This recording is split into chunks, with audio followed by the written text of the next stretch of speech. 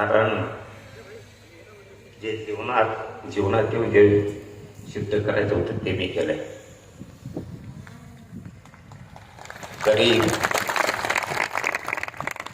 गरीब मराठा समाज खूप होरपळत होता. तो होरपळताना बघवत नव्हता. मी कधी नाटक केलं नाही. मी कधी समाजाला खोटं बोललो नाही. एक गोष्ट खरी, एखाद्या वेळेस 1-2 पावलं मागं पुढं सरकवलं असत. एखाद्या अगदी चूक झाली पण असत,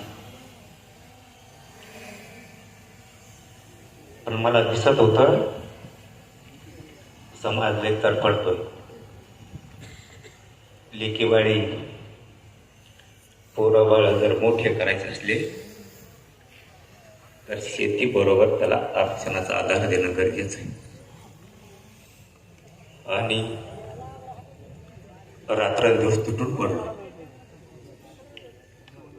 माझ्या समाजाचा हट्ट होता, इच्छा होती, त्याच्या लेकरा बाळाला नोकरीपासून शिक्षणापासून लांब राहायला लागू नये. त्याने केलेलं कष्ट त्याच्या डोळ्यात एकदा या 6 करोड मराठ्यांचे लेकरं सुखी समाधानी राहावेत.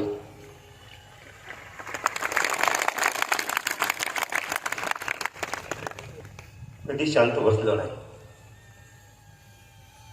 पूर्ण आयुष्याची सवलत.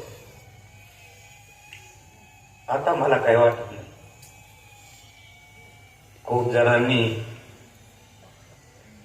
सातारा संस्थान म्हणजे पश्चिम महाराष्ट्र आणि हैदराबाद व्याजात म्हणजे मराठवाडा, इथला जर मराठा आरक्षणात गेला राज्यालाच नाही तर देशाला येडा टाकायची ताकद या मराठ्यात आहे म्हणून मिळू देत नव्हती. आपले आणि